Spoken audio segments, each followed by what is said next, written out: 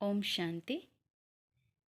6/3/2023 की मधुर महावाक्य।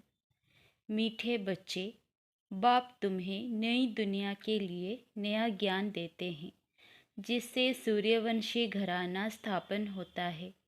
उस घराने के तुम अभी मालिक बन रहे हो। प्रश्न: किस बात का निश्चय पक्का हो तो वर्षे के अधिकारी सहज बन सकते हैं? उत्तर: पहले पहले यह निश्चय हो जाए कि बेहद का वही बाबा स्वर्ग बनाने आया है। धंधाधोरी करते यह याद रहे कि हम उस बाबा के बच्चे हैं। हम स्वर्ग के मालिक बनेंगे तो अपार खुशी रहेगी और सहज ही वर्षे के अधिकारी बन जाएंगे।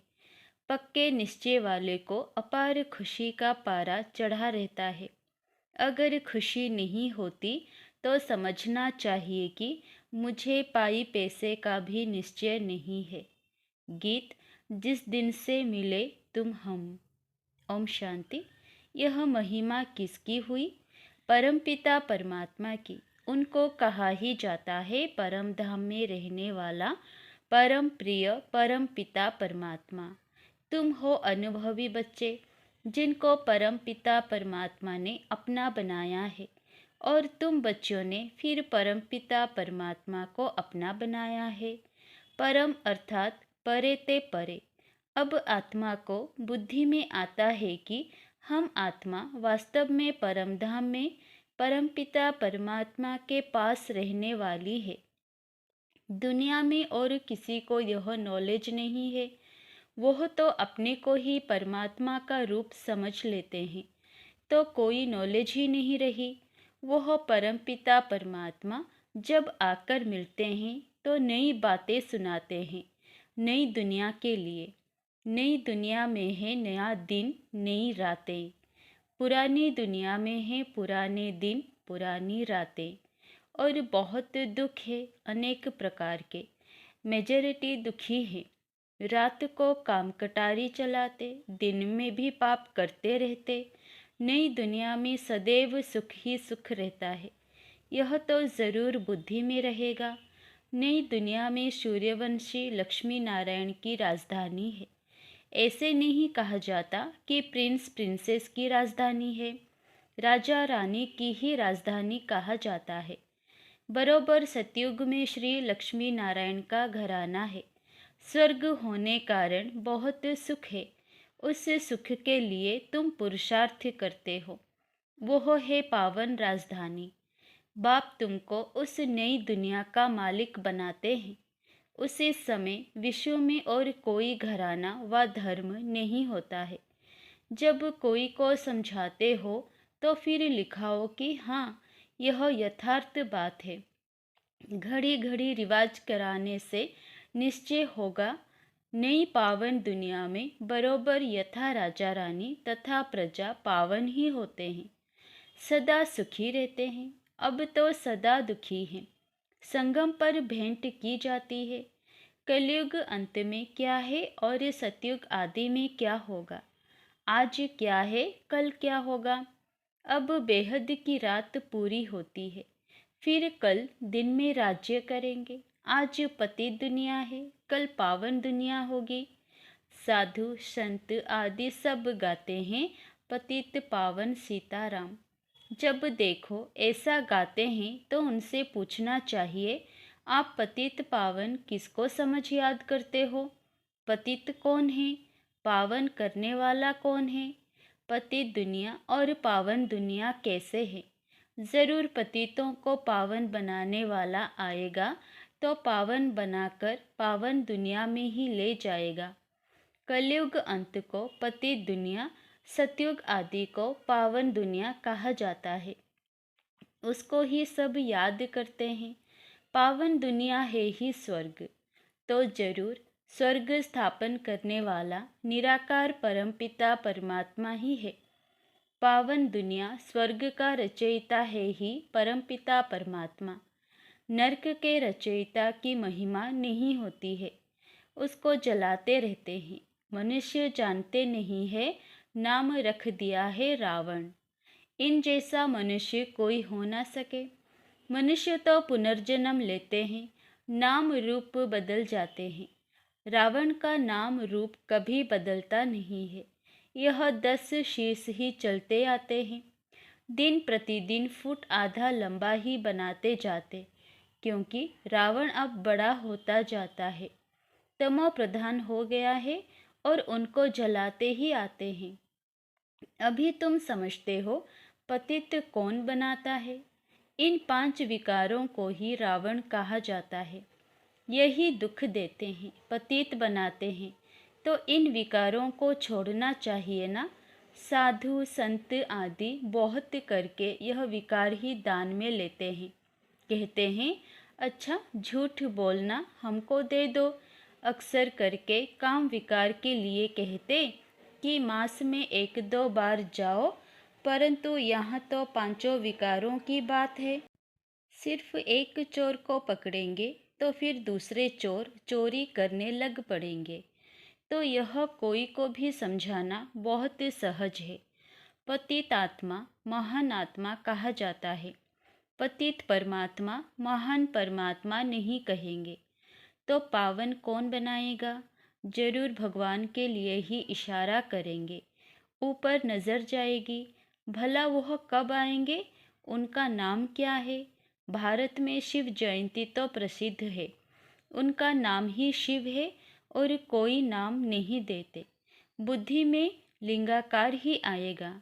सोमनाथ कहेंगे तो भी बुद्धि में लिंग आएगा। अभी तुम्हारी आत्मा जानती है परमात्मा भी हमारे जैसा ही स्टार है। यह जो सितारे हैं उनको नक्षत्र देवता भी कहते हैं। नक्षत्र भगवान नहीं, तुम नक्षत्र सितारे हो। तुमको भगवान नहीं कहेंगे तो परमात्मा है बिंदु। परंतु पूजा कैसे करें? तो भक्ति मार्ग वालों ने लिंग रूप बना दिया है। इतनी बड़ी चीज है नहीं। आत्मा तो छोटी बड़ी होती नहीं, तो उनको बड़ा बनाना भी रोंग हो जाता है। कोई मनुष्य को परमात्मा का यथार्थ ज्ञान है नहीं। यह बड़ी महीन बातें हैं। कहते हैं एकदम बिंदी है, उनको याद कैसे करें? अरे आत्मा को अपने बाप को याद करना तो बहुत सहज है। सिर्फ बाप की महिमा न्यारी है। आत्मा तो एक जैसी ही है। आत्मा में ही अच्छे व बुरे ऊंच नीच के संस्कार हैं। आत्मा में ही नॉलेज है। आत्मा कितनी छोटी है। मनुष्य गरीब अथवा साहूकार बनते हैं, वह भी आत्मा के संस्कार अनुसार। अभी तुम बच्चों की बुद्धि में यह सारा ज्ञान है। मनुष्य परमात्मा को नहीं जानते, इस कारण आत्मा का भी ज्ञान नहीं है। उल्टा ईश्वर को सर्वव्यापी समझ लिया है। आत्मा ही यह सारा धारण करती है। आत्मा ही एक शरीर छोड़ दूसरा लेती है, संस्कार अनुसार। यह आत्मा बात करती है। मनुष्य अपने को मनुष्य समझ बात करते हैं। यहाँ अपने को आत्मा समझने की प्रैक्टिस करनी पड़ती है। हम आत्माओं को परमपिता परमात्मा पढ़ाते हैं। मनुष्य तो कह देते आत्मा निर्लेप है। अगर निर्लेप है तो फिर संस्कार किसमें भरते हैं? बहुत मूंझे हुए हैं। नई दुनिया के लिए नया ज्ञान बाप को ही देना है। पुरानी दुनिया में रहने वाले मनुष्य दे नहीं सकते। तो बाप को जानना चाहिए ना। भक्तों को भगवान से वर्षा लेना है। भक्ति भी चली आती है, ठीक कर भीतर में परमात्मा को ढूंढते रहते हैं। समझते हैं सब परमात्मा के रूप हैं। वास्तव में हैं सब भाई भाई। लक्ष्मी नारायण से लेकर जो भी मनुष्य मात्र हैं, सब भाई भाई हैं अथवा भाई बहन हैं, क्योंकि प्रजापिता ब्रह्मा की औलाद हैं। अगर शिव की औलाद कहें तो वह निराकार आत्माएं हैं। ब्रह्मा के बच्चे बहन भाई जिस्मानी हो जाते, परंतु फिर गृहस्थ व्यवहार में आने से भाई बहन का भान भूल जाते हैं। अगर वह ज्ञान रहे तो फिर विकार में भी ना जाएं। अभी फिर बाप समझाते हैं, तुम विकार में ना जाओ। तुम एक बाप के बच्चे भाई बहन हो। अभी ब्रह्मा सामने बैठे हैं, तुम उनके बच्चे बीके हो। यह युक्ति है गृहस्थ व्यवहार में रहते पवित्र बनने की। जनक का भी मिसाल है ना। पहले सिर्फ एक एक बात का निश्चय हो जाए कि बाप आया हुआ है स्वर्ग बनाने, बस यह तीर लग जाए तो झट बाप का बन जाएं। बाप कहते हैं तुम हमारा बन जाओ तो हम तुमको स्वर्ग का मालिक बनाएंगे। निश्चय है कि यह वही बेहद का बाप है। हम वर्षा जरूर लेंगे। मन मना भव मध्याजी भव, कितनी सहज बात है। धंधा धोरी करते बुद्धि में यह स्मृति रहे कि हम बाबा के बच्चे हैं, हम स्वर्ग के मालिक बनेंगे तो यह खुशी रहेगी। यह 84 जन्मों का चक्र है। 84 जन्म सिर्फ सूर्यवंशी देवी देवताओं का ही है। तुम जानते हो हम स्वदर्शन चक्रधारी हैं। सिर्फ चक्र कहने से जन्म सिद्ध नहीं होते, इसीलिए कहना है कि हम 84 जन्मों को जानने वाले स्वदर्शन चक्रधारी हैं। तो बाप भी याद आएगा, 5 युग भी याद आएंगे। अब फिर जाता हूँ स्वर्ग में। हमारे 84 जन्म पूरे हुए। बुद्धि में चक्र फिरता रहे और शरीर निर्वाह अर्थ काम भी करता रहे। बाबा ने कहा है स्वदर्शन चक्र का ज्ञान मेरे भक्तों को देना। उनको समझाने से झट यह निश्चय होगा बरोबर हम 84 जन्म लेते हैं। 84 जन्म ना लेने वाला होगा तो उनको धारणा ही नहीं होगी। 84 जन्मों का अर्थ ही है पहले पहले हम सूर्यवंशी में आएंगे।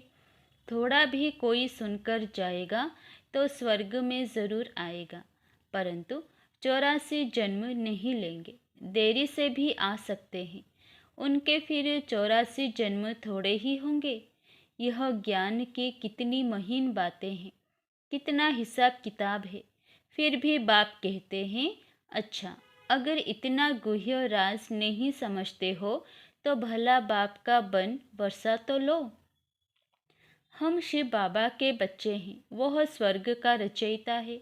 यह नशा रहना चाहिए, परंतु माया ठहरने नहीं देती है। कोई तो कहते हैं बाप और वर्षे को याद करना, यह कोई बड़ी बात नहीं। माया हमको क्या करेगी, हम तो जरूर वर्षा पाएंगे। कितनी सहज बात है। कोई को तीर लग जाए तो बाप और वर्षे को याद करते बहुत खुशी में रहे। जब तक खुशी नहीं आती तो बाबा कहेंगे पाई पैसे के निश्चय वाले हैं। पक्के निश्चय वाले को खुशी का पारा बहुत चढ़ा रहता है। कोई राजा के पास संतान नहीं होती है तो कहते हैं किले के अंदर जो पहले पहले आएगा उनको गोद में लेंगे। फिर क्यों लग जाती है, मेज में भी क्यों लगती है, दूध की बोतलों पर भी क्यों लगती है। पहला नंबर जाने के लिए सवेरे उठकर जाएं, खड़े रहते हैं, नहीं तो समझते हैं फिर ठहरना पड़ेगा। तो यहाँ भी बाबा के गले का हार बनने के लिए क्यों है। सारा मदार पुरुषार्थ पर है। बाप को याद करना यह बुद्धि की दौड़ है। बाकी काम आदि भल करते रहो। आत्मा की दिल यार दे, हत कर दे। आशिक माशुक एक जगह बैठ थोड़े ही जाते हैं। काम काज आदि सब कुछ करते बुद्धि उनके तरफ रहती है। तो यहाँ भी बुद्धि एक के साथ चाहिए। जो हमको स्वर्ग का मालिक बनाता है, जो टाइम मिलता है उसमें पुरुषार्थ करो। गृहस्थ व्यवहार में भी रहना है। यह कोई कर्म संन्यास नहीं है, शरीर निर्वाह तो करना ही है। बाप अब ब्रह्मा तन में आकर कहते हैं मैं तुम्हारा बाप हूँ, हम तुमको स्वर्ग का मालिक बनाता हूँ। तुम हमको अपना नहीं बनाएंगे। मेरे बने हो तो अब मेरे साथ योग लगाओ, और मेरे बनकर फिर तुम पवित्र नहीं रहेंगे, नाम बदनाम करेंगे तो बहुत सज़ा खाएंगे। सतगुरु के निंदक स्वर्ग के द्वार जा नहीं सकेंगे। अच्छा, बाप दादा मात पिता जिससे स्वर्ग के सदा सुख का वर्षा लेते हो, सुदर्शन चक्रधारी बन राज्य भाग्य लेते हो। ऐसे बाप दादा का सिकिलधे बच्चों को याद प्यार और गुड मॉर्निंग। रूहानी बाप की रूहानी बच्चों को नमस्ते। धारणा के लिए मुख्य सार 1 नंबर, बाप के गले का हार बनने के लिए बुद्धि की दौड़ लगानी है, याद की यात्रा में रेस करनी है। नंबर 2, शरीर निर्वाह अर्थ कर्म करते स्वदर्शन चक्र फिराना है, कभी भी सतगुरु का निंदक नहीं बनना है, नाम बदनाम करने वाला कर्म नहीं करना है। वरदान, अपने बचे हुए तन मन धन को ईश्वरीय कार्य में लगाकर जमा करने वाले सदा सहयोगी भव।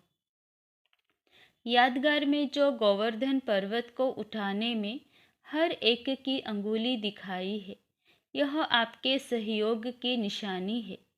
चित्र में बाप का साथ भी दिखाते हैं तो सेवा भी दिखाते हैं। अभी आप बच्चे बाप दादा के सहयोगी बने हो तब यादगार बना है। भक्ति में तो तन मन धन जो कुछ लगाया उसमें 99% गवा दिया, बाकी जो 1% बचा है उसे अब सच्ची दिल से ईश्वरीय कार्य में लगाओ तो फिर से पदम गुणा जमा हो जाएगा। स्लोगन, जो निर्माण बनते हैं उन्हें स्वतः सर्व का मान प्राप्त होता है। अच्छा, ओम शांति।